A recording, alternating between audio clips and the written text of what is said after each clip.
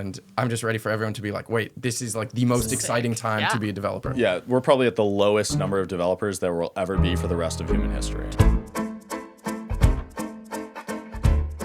Welcome to the Room Podcast. I'm Claudia Laurie, the founder. And I'm Madison McElwain, the funder.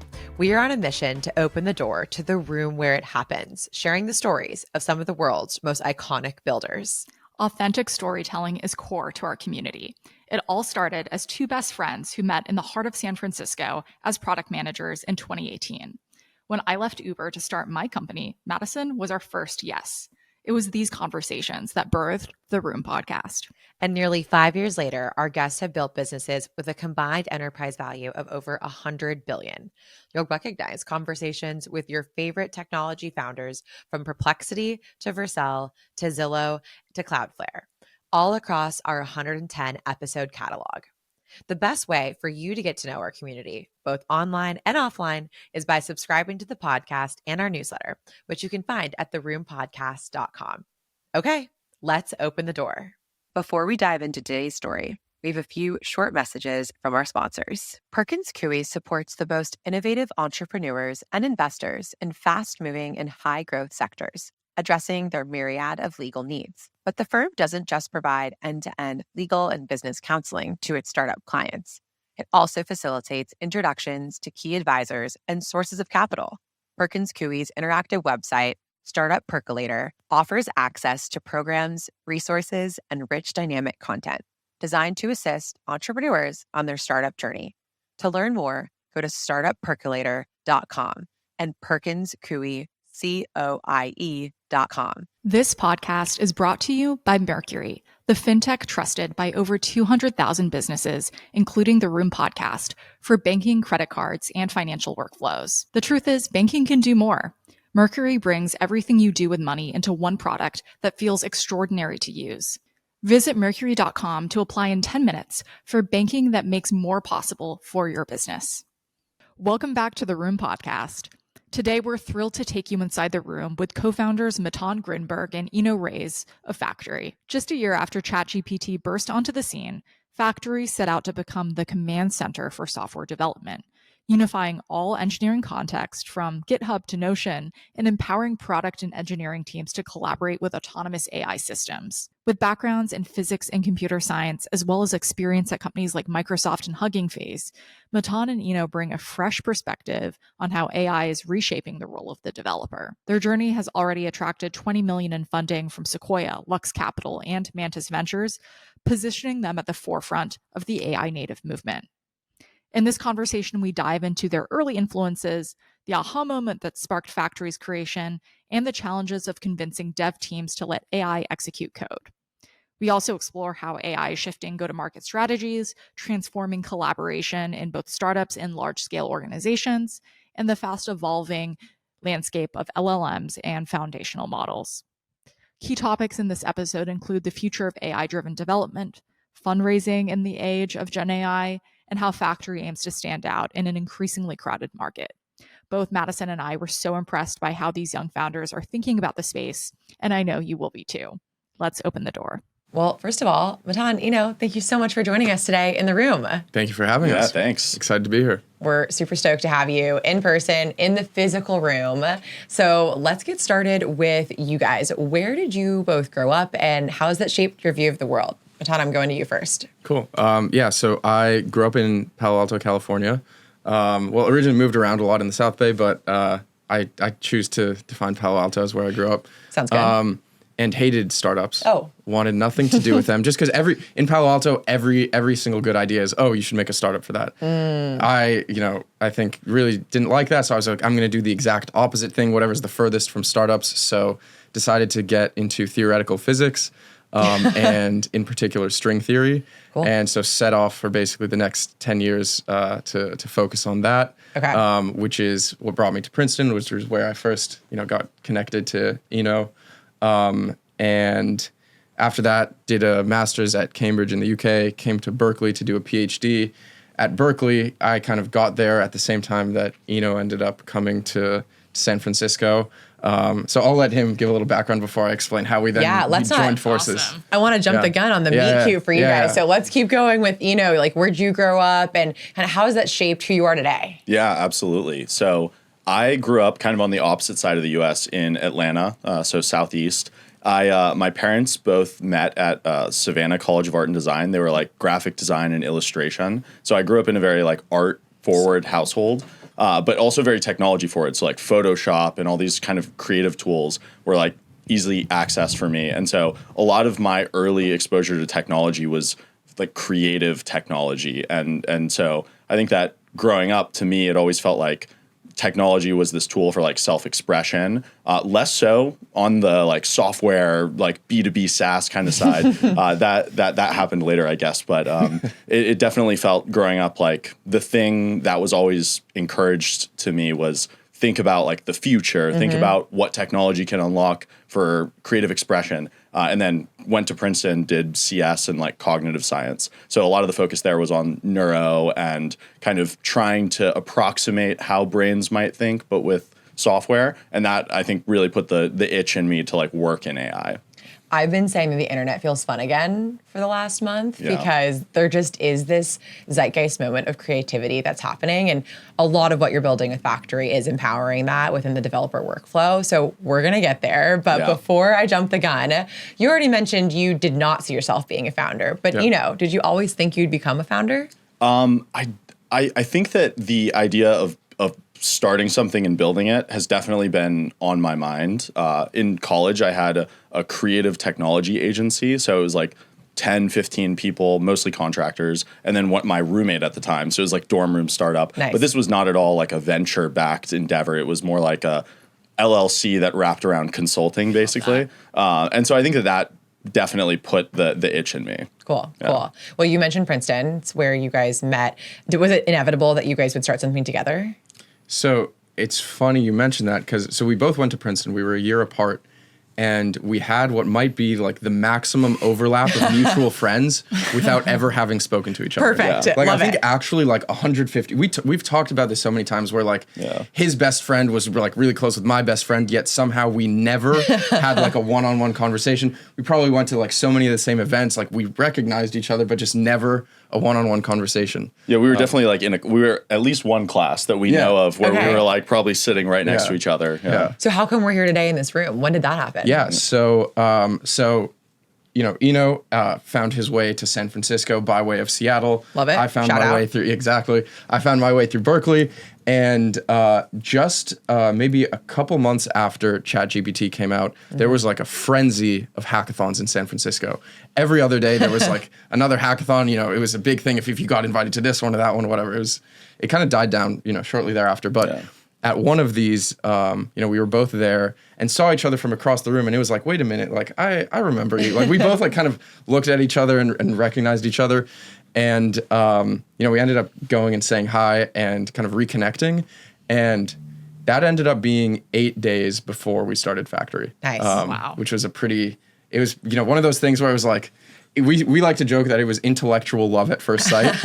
When you know, and so that was how we reconnected. Yeah, I was like in a moment where at Hugging Face we were just talking to a bunch of companies, like very like large enterprises that all had no idea what to do. They were like being told AI is here, and they were coming to us saying like, hey, please help us, and. It was very obvious. So they were sending me to all these hackathons to basically talk to people. And so seeing him and being like, oh, that's somebody I actually know at this wave of just random people was so reassuring. And technically at the time I had actually started talking to this other guy about like starting something maybe.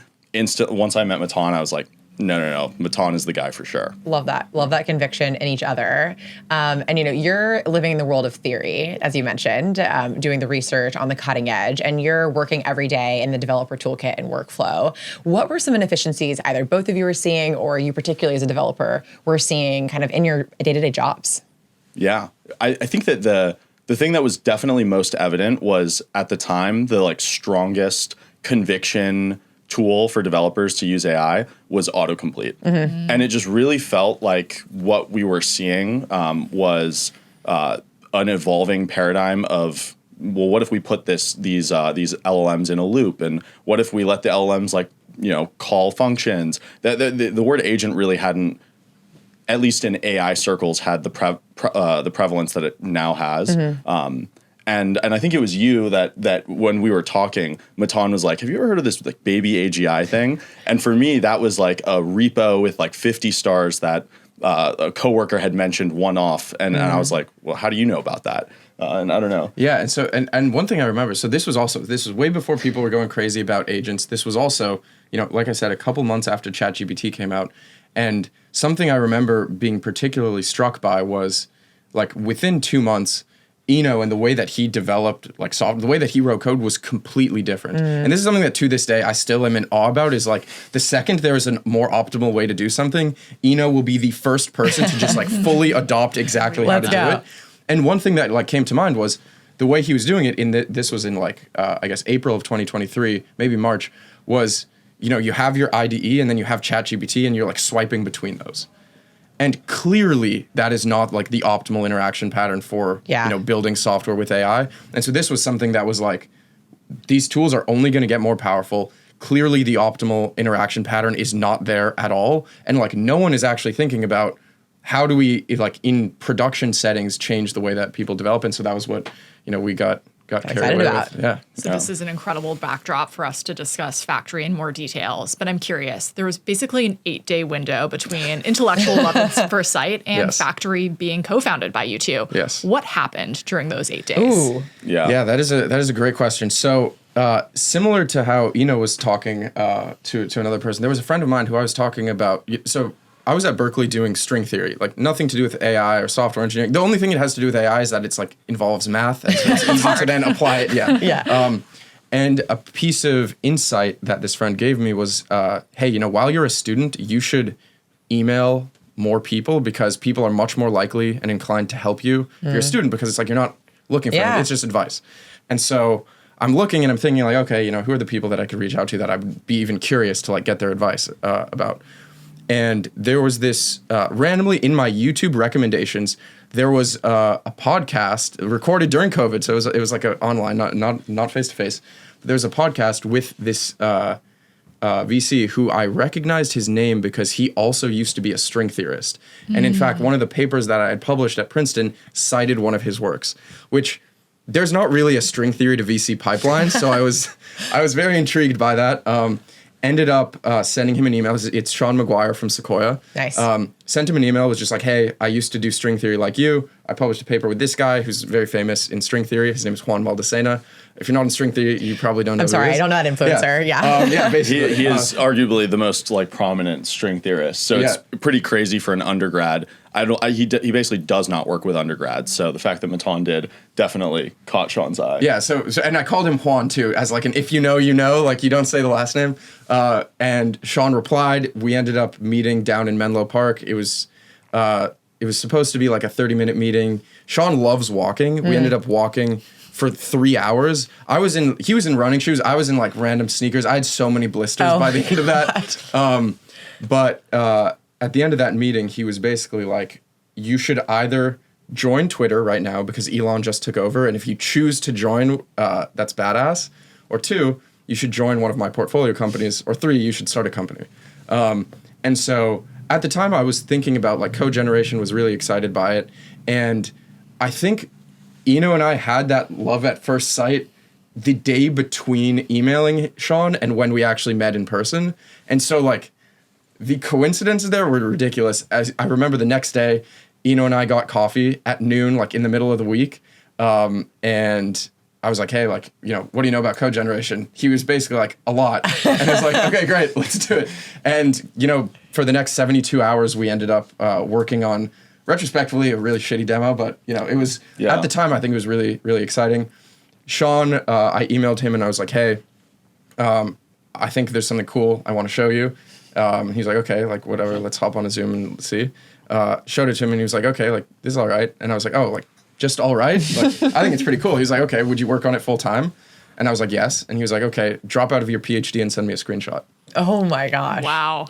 And so didn't tell my parents, dropped out of the PhD, Sent him the Damn. screenshot. He was like, all right, you guys have a meeting with Sequoia tomorrow morning. Like, be ready to present a demo and a deck. Shut up. And I'll tell you, putting together a demo of an AI system, building code, like an application from scratch 2 years ago, like basically a couple months after ChatGPT came out, and then being told like, well, I guess we kind of knew. So we knew what we were building for, but like knowing that we would then have to present to like the longest table of VCs that you've ever seen in your life was quite a motivator. So Did you guys show up in pajamas? No, not quite. It was definitely a polished presentation, but I still remember during that demo. So Matan is kind of like, I'm on my laptop, I have like logs and error things. On his laptop, you just see the demo. And we knew LLMs are non-deterministic. Yeah. We knew there was like a 1 in 5 chance that it breaks on this one step. And so it was effectively this dice roll as it crosses this threshold of like success or not. That was basically like 80%, which we felt was pretty good. Yeah. But 20% chance that it just basically, popped off and didn't work. Don't leave us hanging. Did it work? It worked. Okay. It worked. It worked. And you're here today. And we're here today. Here today. It was also one of those cases where I think it was helpful to not know anything about like VC or that kind of world, because like retrospectively now it was a table of people that I probably should have been intimidated by, but at the time it was like, I don't know anything about VCs, like whatever, let's just have fun. And got a call from them the next day, and Factory was born. We'll dive a little bit more into your funding journey in a moment, but I'd love to talk about that demo, what was in the deck. Factory is the command center for software development. For folks that might be less technical, tell us, what does that tactically mean? Yeah, so I guess at the time, the key focus for us was like use case specific agents for software development. We called them droids. In fact, fun fact, we were initially incorporated as the San Francisco Droid Company. Sick. Upon getting some advice from our legal team and the fact that Lucasfilm is apparently quite litigious, we decided to change the name. Shoot. Yeah, to the San Francisco AI Factory. So, but yeah, so at the time it was, agents focused on particular steps of the software development lifecycle. So, like understanding your code base, planning your project, actually doing the code, writing tests, reviewing, documenting.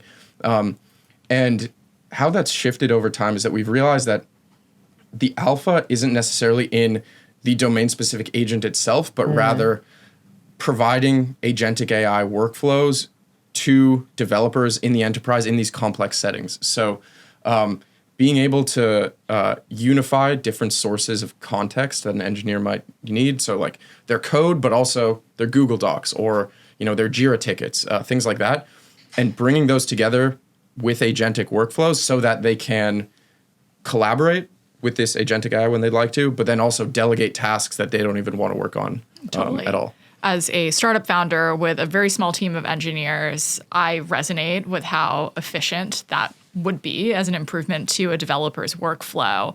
But a lot of times, startup engineers, even big company engineers, are not that comfortable with adopting a new tool in sort of their development process. I've certainly sent, our engineers tools and they're like, this looks a little sketch, like whatever. What was the biggest challenge around getting developers to use Factory, and how has that evolved over the past few months? Yeah, no, I think that this has definitely evolved a ton. There's a clear need for trust with AI tools, and I think the biggest thing is giving developers the ability to, as Matan mentioned, both collaborate and delegate with these systems. Mm-hmm. Because if you just say to something, I want you to do this task, and then it runs off and comes back to you, that was actually basically the original version of the droids. It's like you said, I want documentation. It worked, and it came back to you.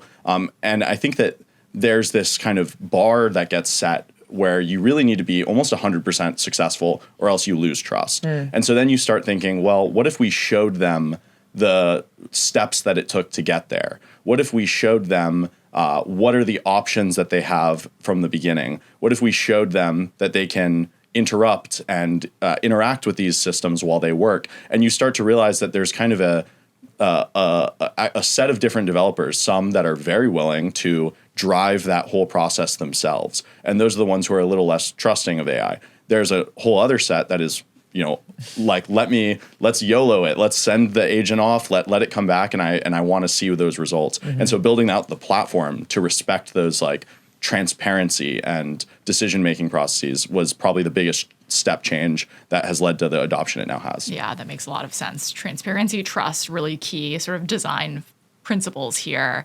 I was recently talking to one of our engineers around just sort of like the hiring market right now. New grad engineers are finding it harder to find jobs because AI has really accelerated, more senior engineers' workflows.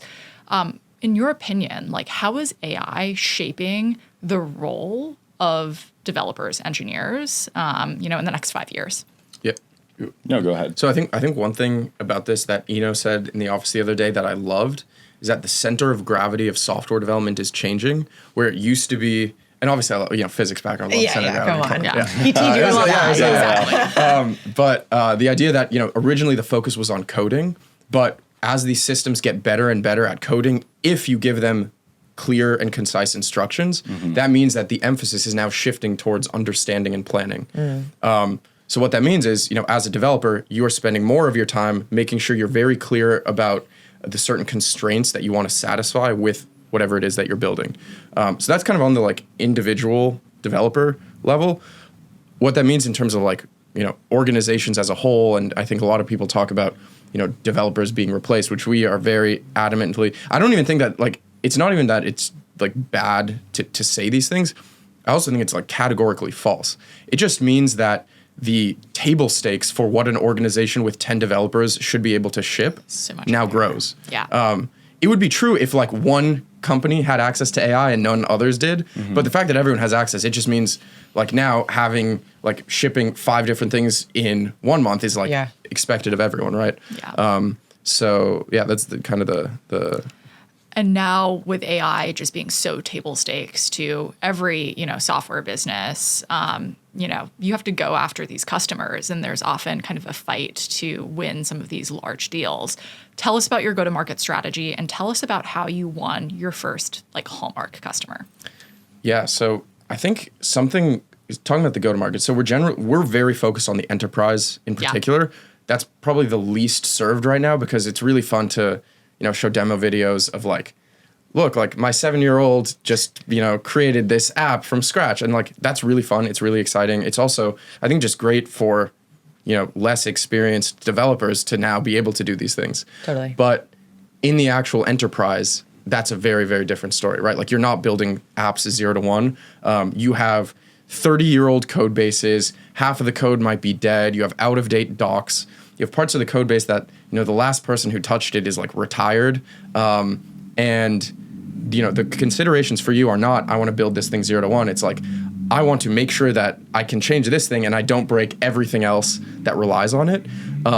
That's a lot less sexy, a lot less conducive for demos, but the value that you can deliver if you do that is way, way higher. And so that's what we're focused on.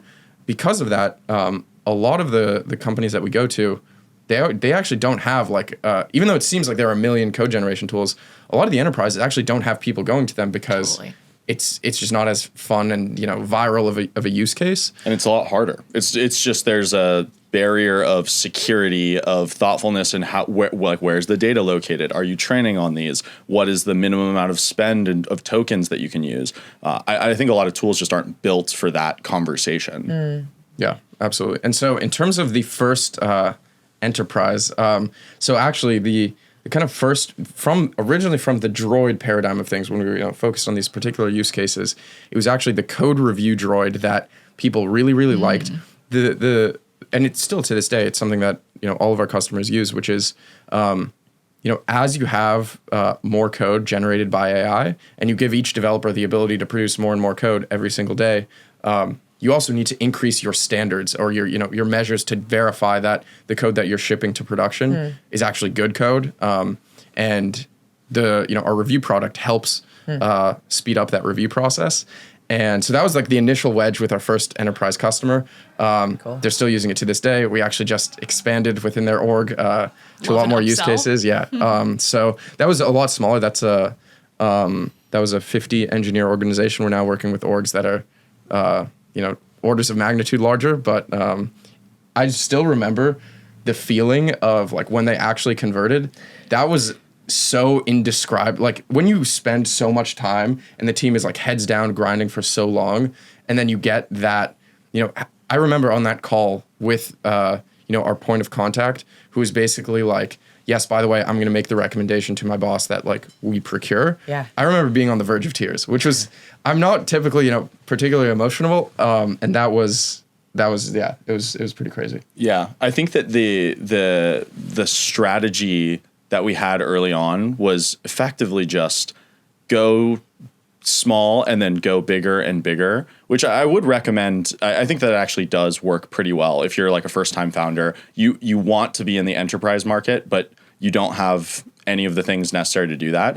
It's much better to like get those shots off with low stakes customers. I think that now that once you get that first, a lot of the motion just becomes learning how varied enterprises are. There really is no one size fits all. There are entire countries worth of companies that have completely different requirements, different compliance, different preferences. And so I'd say that a lot of the time that followed was just iterating with these companies, trying to figure out what do people think about code gen. There are IDEs, there's agents, there's things that are kind of like somewhere in between, and talking to them and saying, what is your AI strategy? What are you looking for? How do you think about this? And then adapting.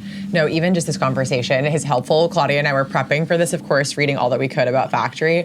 And we were kind of like, yeah, how do we square this, right? Like, where does it fit? Because you're integrating so many important parts of the existing developer stack. I mean, we talked about Jira briefly, and then you have Linear now, and then you have your existing IDEs, et cetera. So just like understanding where you even fit in the market. It sounds like you guys are creating a category. That's right.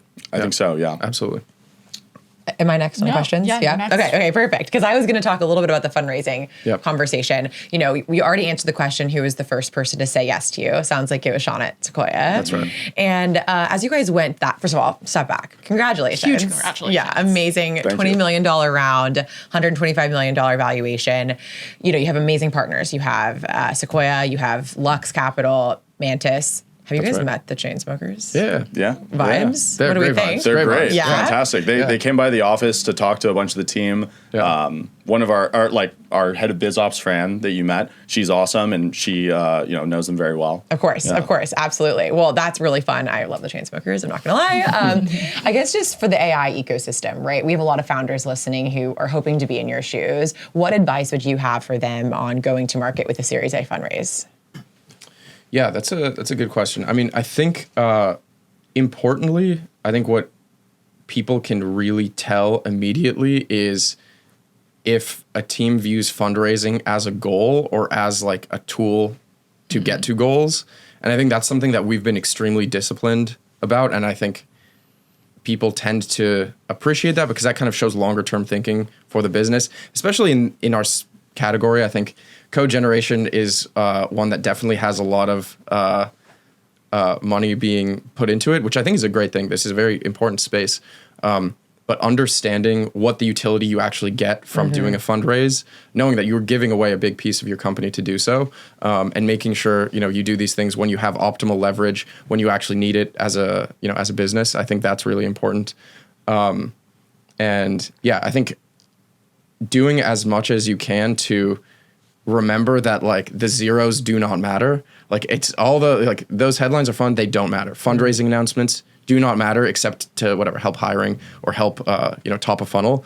It does not matter. Like the thing that actually matters is the product, the go-to-market. That is the thing that will actually build a long-lasting business.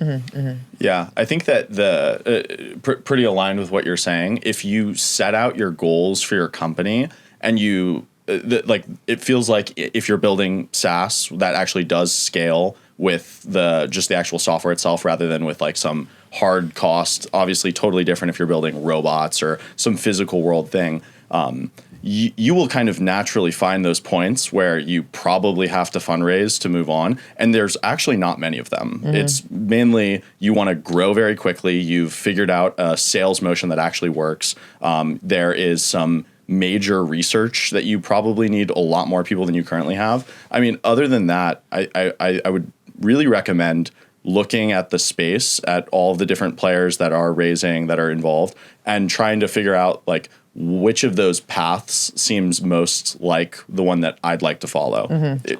And to add on, I think also making sure that it plays to your strengths. Yeah. Right. Like if there's a category where to even enter you need to raise $1 billion and you don't have a strong network, then like probably don't spend a lot of time doing that, or focus on building that network first if that's the thing that you're set on doing. So I'd love to hit on strengths related to, your background with Microsoft and Hugging Face. You started your career building within this ecosystem. And so for you all, and curious just with that POV as a developer, like what does it mean to be AI native? Yeah, that's a great question. I think that this really starts with how you think about running a team that builds software. So like we build software for teams that build software, but we're also a team that builds software. and so like for us, we use our own tool all the time. And in fact, I think something, I don't remember the most recent stat, but it's somewhere between like 85 to 90% of our code base is generated with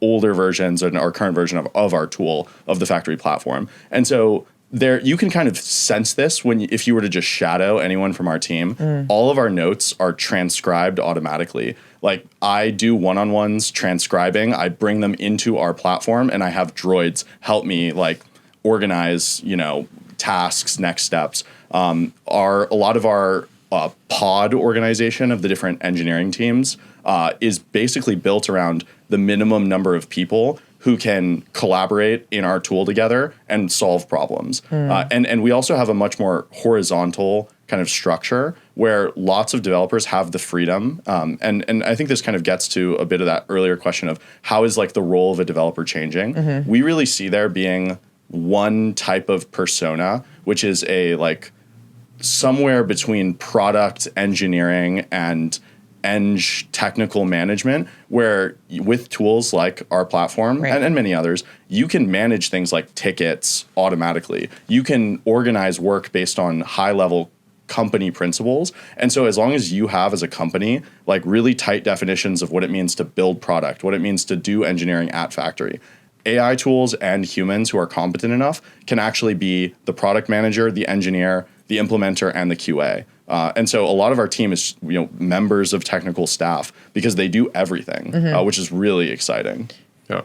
I love that vision for it. And I think it's helpful for our listener base because everyone's being pushed to be AI native, but the reality is most companies are barely digitally native. And so as you all are thinking about incumbents in this space, and I'm thinking more like kind of like the Jiras of the world that have just been sitting in this tech stack for a very long time, or frankly, what just does Excel that's helping people with some of these tools and managements? How do you think about competing when no doubt the incumbents are trying to make themselves as AI native as possible? Yeah, that's a great question. I mean, I think a big thing here is understanding the end user and understanding what their existing workflow looks like, and balancing. On one hand, we are very intentionally not iterative in how we think development should change, right? Like there are tools that are adding AI onto existing workflows, so that's like AI IDEs. Developers are already in the IDE. Let's add AI on top of it. Boom! Like now they're using it. Something we talk about internally a lot is the Henry Ford quote, which is if I ask people what they wanted, they would say faster horses. And we are very much, trying to build the automobile, not faster horses, which is harder on one hand because developers can be particularly stubborn. And the IDE paradigm has existed for like 20 years. Some people still, use Vim or Emacs. Right. And, you're going to potentially one of the most, stereotypically stubborn groups of people and saying, we are going to, provide this tool in a net new workflow. So that kind of increases the barrier for entry. But then at the same time, you kind of get to start with this blank slate. And this future of software development, and software development is unequivocally changing dramatically over the next 5 years. We get to, show them what this new way to build software will be without kind of the baggage of the IDE and the preconceived notions that they might have there. Now, given that, we also do need to meet the developers where they are. And understand that it's a little unrealistic to, let's say go to an 1,000 engineer organization and say, all right, overnight, you guys are now going to do everything this way. So having, what we call like inlets into factory is really important. So if they have, let's say, Jira tickets, giving them a link on every engineering Jira ticket that they have that brings them into factory with all of the relevant context. That's something that we've seen as a huge way to drive usage and adoption within the orgs that we work with. Or similarly, during the PR review process, if there's an issue that pops up in a review, they might want to go to factory, but if they have to go and take the link and bring it in, it's kind of a pain. So we have linking that allows them with one click to go in and now be in a session in factory that has all of the relevant context. And that's another way to kind of win over a new user and make them realize, oh wait, there's a lot more that I can do here. I think that and this is such a great point of what is the balance between when you're defining a new category, meeting people where they are and saying there might be just a better way to do this. I think it really required us to, and I very much dislike saying the word first principles. It feels way too startup-y. You're forgiven. But it kind of does require you to rethink from first principles what actually matters when you have an agent that can write code, test that code. It knows where to find the information that it needs to solve the problem. Most of it, the challenge is directional. It's I want you to set these constraints. I want you to go in that direction. And so there's certain aspects, IDE is kind of a catch-all term. It's just integrated development environment, right? That could be anything. It's some piece of software that runs on your computer, and maybe it has a terminal so you can run commands. Maybe it has a file viewer.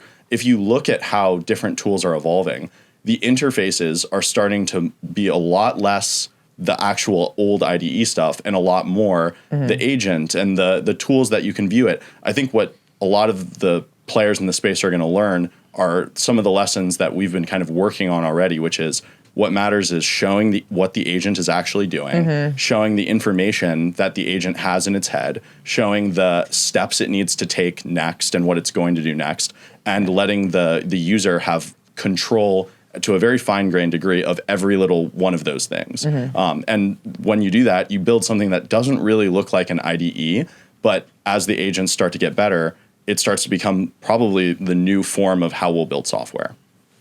And to that end, I think something that's, sticking with our horse car analogy, it's in theory, can you iterate your way from a horse to a car? It would look pretty messy. I don't know, ship of Theseus, remove a leg, put a wheel, but I think it might be better to just, start from the engine. Yeah. So. Well, you guys are building in a rapidly changing environment, and you've carved out this incredible category, and you're working towards redefining the developer workflow. But of course, you're being built on top of LLMs, and it's been a really fun 2 years watching the larger LLM providers come to market. Unfortunately, they've named one after you with Claude. I don't know what to do with that. It's like the new Siri. It's just getting more and more confusing. But all jokes aside, AWS is making some really big bets on kind of this co-opetition model. They're launching Nova, their own model, but they also invested in Anthropic. So it's shifting under your feet as building on top of these LLMs. And so we're curious how you're thinking about the model landscape. Yeah, I mean, and this is co-opetition is a hilarious word, by the way. I think that because we work with AWS, we work with Azure, we work with Anthropic, OpenAI, the XAI, we work with a bunch of different model providers, cloud providers, and at the end of the day, I think that there is this kind of loose sense that everyone is genuinely interested in progressing this whole field. So our partners work really nicely with us. They give us early access to models. Our research team gives them evals and feedback on things. Cool. It's very close, tight cooperation. Of course, everyone involved in a multi-trillion-dollar space like software development wants to build AI software development tools. I do think that there is, a responsible amount of, we're doing this and we're probably not going to tell you about that. That happens from everyone. But on a daily basis, it feels pretty good vibes. Yeah. And I think another thing that's important is, so one, from our perspective, the thing that matters most is just giving our customers whatever model is the most cutting edge of the day, which honestly changes on a very frequent basis. Yes. Which is why it's so important to have these close partnerships so we can get early access and make sure we modify things such that, when they do want to use, let's say Grok 3 or Sonnet 3.7, that the prompts are adjusted accordingly so that from their perspective, they just keep, going about what it is that they're doing. They just change the model and, things start working better. Yeah. So that's one thing that's important. Another is,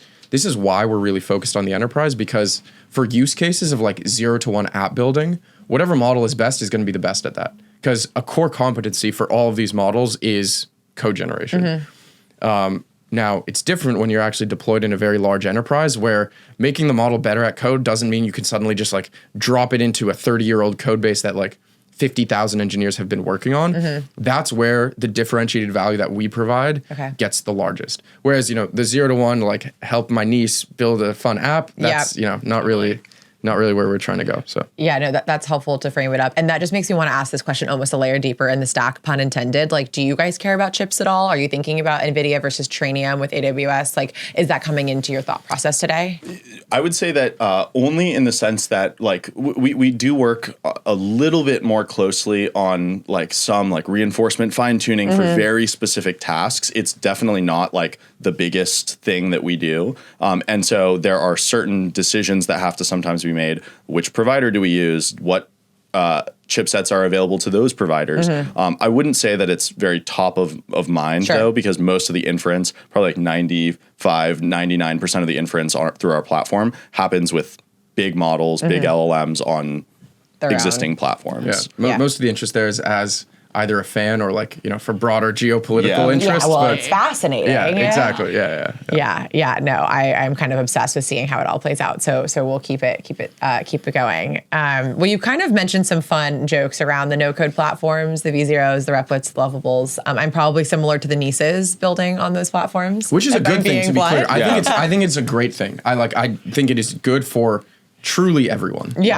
You mentioned something earlier that you feel like the internet is like fun again. Totally. I think that there was an era where flash games were everywhere because it was so easy to make a flash game, so easy to just build something that was creative. And I think that we see that now because of Lovable, Replit, like for those tools, if you just want to build something, that's awesome. And it's like the dream of technologists. We have new hats dropping soon that say vibe coder on them. Nice. Cool. Actually, we're debating vibe coder versus vibe coding.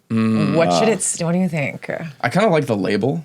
I suppose, it's like I identify as a vibe coder. Yeah, I truly do, by the way. I started my career as a product manager, and I had to learn what an API was on the job. And I mean that seriously. Like, I was a history major, engineering minor, but design thinking, so nothing fancy. And I just think it's been so cool to see the evolution of, even in my own self, my confidence in some of these platforms. So maybe taking a more macro question for you, like, where do you guys see this going in 5 years? Like, where does Factory in 5 years? I think that's a really good way to kind of lay the question up, because I think something that's really exciting about whether it's the more like vibe coding or enterprise setting is like the broader theme here that's happening is basically lowering the barriers from idea to bringing it to life, which is really like at a high level is kind of a more beautiful manifestation of what capitalism should be. I know that sounds funny. No, let's go there. Right, like right now, if you have the best idea, like it is in America, it is in our interest to bring the best ideas to life. But if you have the best idea and you are not in a privileged background where you have access to hire 30 engineers or you have access to raising VC capital, we have these latent ideas that are good that are just kind of like sitting there unrealized. And with tools like this, you now can actually start realizing those ideas without having access to some of these things. Yeah. And that's a net good, because that just means better ideas will come to life more quickly. And again, that might start in the realm of vibe coding and then work its way up, if it's such a good idea, to like an enterprise setting perhaps. It might end up being, an enormous company that starts from, someone who might not know engineering and is just vibe coding, and then it gets a lot of attention and then becomes much larger than that. Yeah, at risk of over sounding like an economist, I think what you're laying out is a really interesting shift in the GDP equation, because people are making assumptions that if we increase the amount of engineers we need to produce code, we're going to lose like GDP, but we're going to gain productivity. So then what else happens but then bring in innovation? Yeah, and absolutely. I'm excited by that framing, and you guys are at the forefront of empowering those teams, and also just being creative. It sounds like your whole career started with creativity with your parents. So. Yeah, absolutely. And I think like the creativity, the exploration is undoubtedly already happening. And I think there's also this other, like on the exact opposite end in scale, there's no way that we can colonize Mars, build humanoid robots, cure diseases without a like order of magnitude more code being generated, an order of magnitude more productivity per individual. And so I think that there's this kind of slightly less explored idea that it is unlocking complexity in the problems that we solve that just would not have been accessible before. And that happens, I think, a lot in the enterprise setting, where a company that already has the resources, the scale to unlock like capital to inject into a problem can now solve very, very substantial problems, which I think is something that a lot of our partners are in finance, healthcare, large B2B SaaS, and their use cases are crazy. It's like we might cure a major disease. We might redefine financial markets in an entirely another part of the planet. And for that, to see that being accelerated by our platform has been like unbelievably cool. So are you hiring? We are indeed. Okay. Indeed. Perfect. Yes. Should we We'll put a link. Yeah, put a link. Killers page. only. Absolutely. Vibe coders, you can think about it. No, but I mean, yeah. We accept vibe coders. All of our coding interviews, you're allowed to use any AI coding tools that you'd like to AI native. do them. Yeah, absolutely. We love that. Well, we've talked a lot about, the founding journey of Factory, and, you guys have accomplished a lot in a very limited amount of time. So I'm sure what Factory looks like at the end of this year is very different from where it is now. What are you most excited about on Factory's roadmap? What am I most excited about? Probably like 09 from OpenAI or something like that. No, but in reality, I think the thing that's probably most exciting is we now see people delegating very substantial tasks to our agents and solving them end to end. And so there's kind of this open question of how do you slowly transform a product that is indeed meant for individual developers to allow teams of these systems to work together and bring humans in the loop. And so there's a lot, I think, of like practical insight that you get from seeing these agents just work end to end. People will just tell you, hey, it would actually be great if my colleague could jump in here and do this. Or, hey, it would be great if these two agents could talk to each other. And so there's just a lot that goes into having very competent systems working independently. And Matan, what about you? Yeah, I think something that I'm most excited about is as we do more and more of these deployments to more high-profile organizations like Fortune 500s, the narrative, I cannot wait for the narrative to change. Currently, the narrative is like, AI is going to replace developers. Yeah. And the reason that's the narrative is because most orgs haven't thoroughly deployed AI for software development yet. And I'm really excited over the next year or 2 years as we deploy further into these larger organizations for people to see the actual impact that it has and to get this like, I can already see there is going to be a burst of optimism that comes when people see what actually happens when you deploy agentic AI into these companies. And I think that's going to be really, really exciting. There is like way too much kind of like negativity or fear around this. And I'm just ready for everyone to be like, wait, this is like the most exciting time to be a developer. Yeah, we're probably at the lowest number of developers there will ever be for the rest of human history. Totally. Yeah. Hot take. I like it. I love that. Well, speaking of optimism, you're both based in San Francisco, building in person. We're recording live in San Francisco. What are you excited about personally as founders in the Bay Area? Yeah, that's a great question. Well, one thing is my girlfriend is going to match to be a OBGYN. Let's go. Already matched. Wait, congrats. That's a huge week. What? So doesn't know yet, but on Friday she'll find out. Okay. So Fingers that's crossed. super exciting. Good vibes. But probably like with respect to San Francisco, the city has evolved so much. Like my grandparents moved here in the 60s, left in the 70s. They came straight from Mexico. And I think that the environment has obviously evolved so much. There was like a 3 to 5 year period where I feel like the whole country was trashing on San Francisco. And I think that we're on the up now. And so it's so great to see the city just like really, really, pumping. We were here in the dark times. It was dark. We were in the same COVID bubble when no one else was on the streets. Yeah. It was interesting. Yeah. I have been referred to and definitely self-identify as a San Francisco maximalist. Love it. I think it's the best city in the world. I think it is the only tier 1 city in the United States. And I think it is only going up from here, like Eno said. It is by far the most beautiful city. By far, like the most interesting technology is being developed here. And it drives me crazy when people hate on San Francisco. It is only getting better, and I'm excited to, hopefully play a part in making it a better city. I think we have some, quote highlights for this episode. The mayor probably wants to hear this. No, exactly. The new one. Yeah, let's call Daniel. Well, as we come up on time, we're going to ask our hero question for the podcast. We ask that the answer is not a mom. We all love moms, but Matan, let's start with you. Who is a woman in your life that has had a profound impact on you and your career? Yeah, this is a great question. So certainly profound impact because this woman changed basically 12 years of my life. This is Emmy Noether, who is a physicist of fame from Noether's theorem, which basically states for every continuous symmetry, there is a corresponding conserved quantity. It sounds a little jargony, but basically anything in the universe where, there's symmetry that is not discrete. So, let's say there's symmetry. If we have empty space and we have, a cube that's there, and then we start moving it forward or backward, the universe looks the same. That's a symmetry. That corresponds to a conserved quantity. In this case, linear momentum. Okay. So the description is not as beautiful. The mathematics behind Noether's theorem is so beautiful. I genuinely can't. If anyone out there who is interested in mathematics, go read Noether's theorem, understand the math behind it, and you will probably maybe spend the next 12 years of your life pursuing physics because of how beautiful it is. That's cool. And that's what eventually brought me here, and I'm very happy to be here. So shout out to Emmy Noether. That's awesome. How about That's yourself? awesome. Yeah, this is an interesting one. I think that probably the most profound impact there is.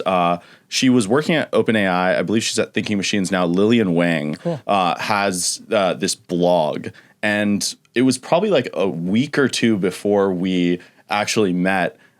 She published her blog post on prompt engineering. And then there was one like a month after on agents. And this is like the best technical blog that you could ever read.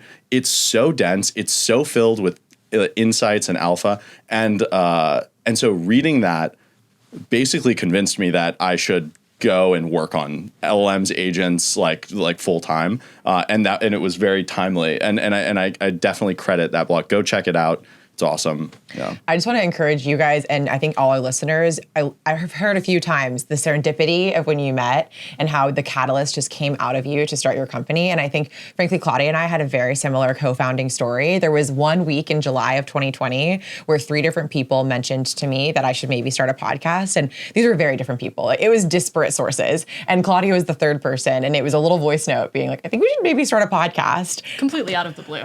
Just totally random. And I was like, oh my God, I think we have to start a podcast. Yeah. And here we are 5 years later. And I just want to encourage you guys, so glad you took the leap. But clearly you're building so many amazing things. And for anyone else who's listening who's like, should I do the leap? Should I make the leap? I think we should all say that they should. Yeah, I would say if you have to think about it, you shouldn't. Okay. And when it's one of those things, you won't even think about it. It's just like, this is what we're obvious. doing. Yeah, absolutely. Yeah. If you know, you know. Yeah, if you know, you know. Make the jump.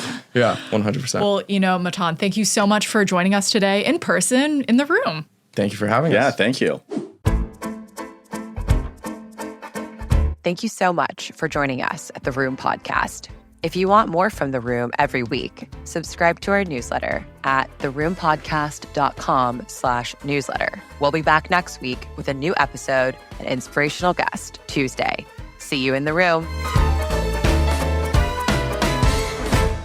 Perkins Coie supports the most innovative entrepreneurs and investors in fast-moving and high-growth sectors, addressing their myriad of legal needs. But the firm doesn't just provide end-to-end legal and business counseling to its startup clients. It also facilitates introductions to key advisors and sources of capital. Perkins Coie's interactive website, Startup Percolator, offers access to programs, resources, and rich dynamic content designed to assist entrepreneurs on their startup journey. To learn more, go to startuppercolator.com and Perkins Coie, COIE.com. This podcast is brought to you by Mercury, the banking platform businesses like the Room Podcast use to simplify their finances. It's time banking did more than hold your money. Now it can.